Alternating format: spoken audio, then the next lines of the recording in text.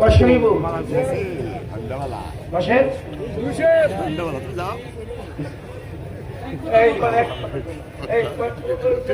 কি কবি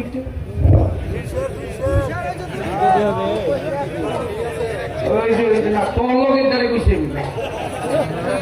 তোর লোকে কইছে কষ্ট হইব বাবা মানে হইনা করতেছ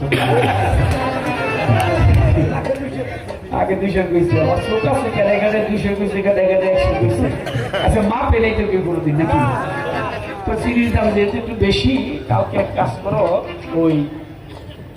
100 লবণ লো 100 পানি লো পানির মধ্যে